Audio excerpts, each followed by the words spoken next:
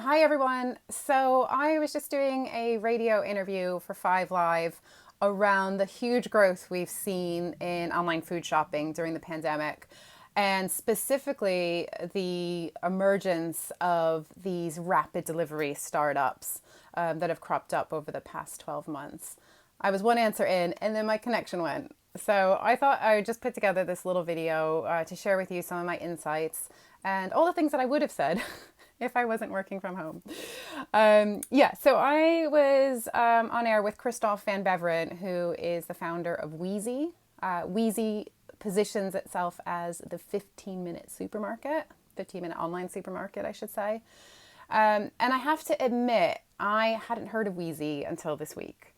And it turns out that it is just one of a whole slew of startups looking to tackle rapid delivery. So we've got Weezy, we've got Tegir, Dija, Gorillas, Zapp. I mean, there's so many brands. I have to admit, I think partly because it's very localized, and none of these providers are currently trading in my part of Southeast London. But I think it's really interesting because they're looking to tackle, that final mile. And we're all used to shopping online. Many of us during the pandemic have perhaps tried online for the first time or been forced to, if we're self-isolating, for example. Those habits will certainly stick. But their model is interesting because although we've gotten used to doing our weekly food shop online, what has been difficult to do up until now is that top-up shop. So, typically if we need some bread or milk or, you're making a bolognese and you realize you don't have any onions, you do have to leave your house and go to your local shop. Now, Weezy and the other rapid delivery startups are looking to, make sure that you don't ever have to leave your house if you don't want to. So I think, technology has been amazing for the retail sector in so many ways, but it has been a little bit of a double-edged sword in that it has made us as consumers very fickle, very demanding creatures and increasingly difficult to please. We want it now. We want it on our terms, not the terms dictated to us by the retailer. And this has left retailers scrambling to try to meet our needs, which of course during the pandemic have evolved and changed very rapidly. I think that this type of model, it's not proven, it is risky, it's capital intensive, and it will need scale. So although there's a whole host of these players out there at the moment, and let's face it, they make Uber Eats and Deliveroo look like dinosaurs because they can get you groceries from a very limited range, a limited assortment. So Weezy, for example, only has around 2,000 SKUs, which isn't too dissimilar from another breed of very successful retailers, which are the hard discounters like Aldi and Lidl. So I think they've proven that if you focus on a more efficiency-driven, simple, a model that's based on simplicity, then you adapt the traditional the grocery retail model, and there are ways to cut costs, particularly when it comes to grocery commerce, which is notoriously challenging from a logistical perspective, in terms of storing and delivering perishable goods. But also we know that margins are razor thin. It's if there are margins at all, because it is very difficult to make money selling groceries online. So I think that it will be niche. There is demand for it. As I said, we are very demanding creatures, and I think the challenge will be brand awareness. Do we really need things in 10 minutes or 15 minutes? I think it will be a niche offering. And also I think from a sort of moral perspective, I think during the pandemic we've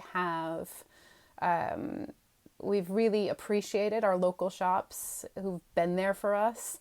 We know that we need to use our shops or lose them, and support those businesses that stayed open for us throughout the past 12 months.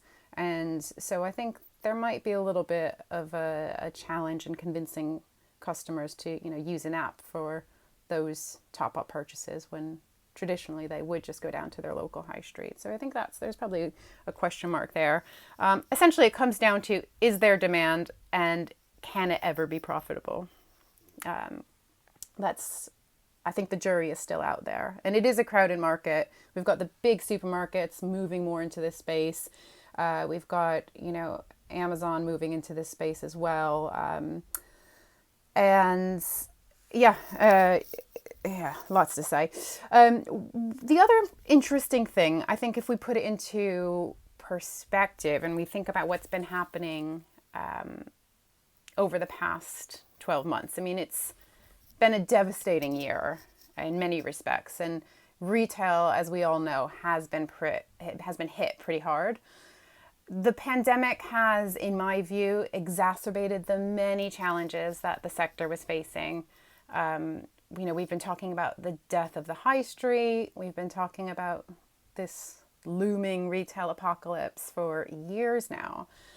But when COVID hit, shopping habits were upended pretty much overnight. And that jolted the industry, an industry that is used to disruption. It jolted the industry like nothing before.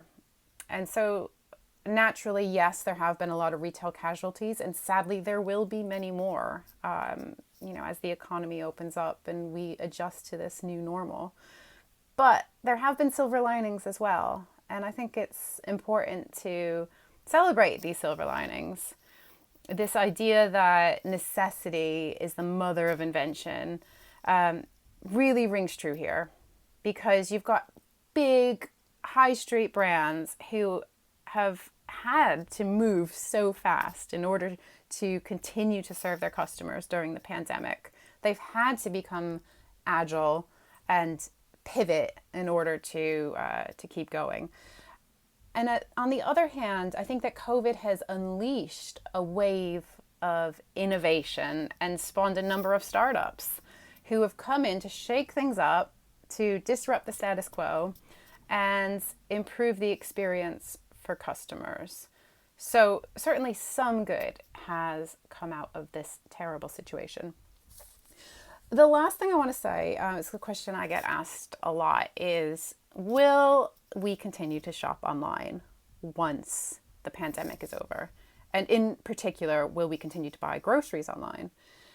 I think naturally there will be some shoppers who will revert back to their old ways, and many of us are desperate to get back into shops and not feel that we have to wear masks and sanitize and, be able to touch and feel products and not feel pressured to get in and out as quickly as possible. So certainly there's an element of that. But I would also say that habits learned during lockdown will largely stick. They will become ingrained and outlast this pandemic. Apparently, it takes 66 days to form a new habit. And we've been in this situation for over a year now.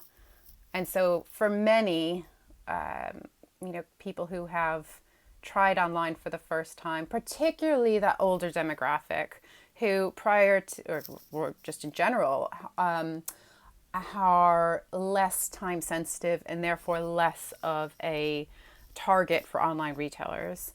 I think a lot of retired households will have tried online for the first time and perhaps been pleasantly surprised at how accessible and how convenient, how easy it is.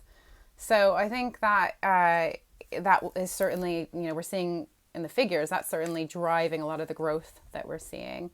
But I'd also argue that, and this is important, it took 2 decades for the online grocery market to reach 7% of the overall market. Now, that's a slow burner. When COVID hit, obviously this, as I said, it jolted the industry. It was unlike anything we had seen before. And within a matter of months, the size of the grocery e-commerce market in the UK pretty much doubled. And now we're at about 14%, and now a year later. I don't think it'll ever get to, 25, 30, 40% like we're seeing in non-food retail. Stores are still important. And it's no surprise that, Amazon, a brand that very much started life online, just opened its first supermarket, bricks and mortar Amazon branded supermarket in West London just last month. So I think that the future, as I said time and time again, the future of retail is blended. It'll be those retailers that are able to marry up the physical and digital worlds. Click and collect is, when it comes to grocery, I think that's certainly the direction that retailers, that supermarkets want to be going in. It's the most sustainable. The economics are far more favorable. And don't forget that, the supermarkets for the past year have had to divert their customers to their least profitable channel. And that's not really sustainable. I mean, it's totally commendable how quickly the big guys, Tesco, Sainsbury's, and all the big players, many of them more than doubled the number of home delivery and click and collect slots. And they worked hard to meet customers during a very difficult and unprecedented time. But it's not sustainable, and the supermarkets will want customers to come back into the stores. Once we get back to somewhat of some normality. So I'm conscious I've just thrown a lot at you, and I'm sure if I had done my radio interview, it would have been about 1/10 of what I just said. But there we go. I think it's interesting. There's always a lot of innovation happening within retail, and grocery retail is ripe for disruption. It's why Amazon is opening checkout-free stores. Is the future of grocery retail, does it feel a little bit dystopian? Perhaps. On bricks and mortar, we're seeing more automation, more technology, checkout-free stores. With e-commerce, we are seeing the rise of these rapid delivery startups who, will make it possible to never have to leave our sofa if we run out of, even fish fingers for kids' dinner, that night. It just makes everything so easy. And also something that we haven't had a chance to talk about, but the rise of automatic replenishment, and how in the future we won't have to think about buying toilet paper, nappies, bleach, pet food, all the stuff that is important to have in the house, but we don't want to think about buying it. We just want it to turn up.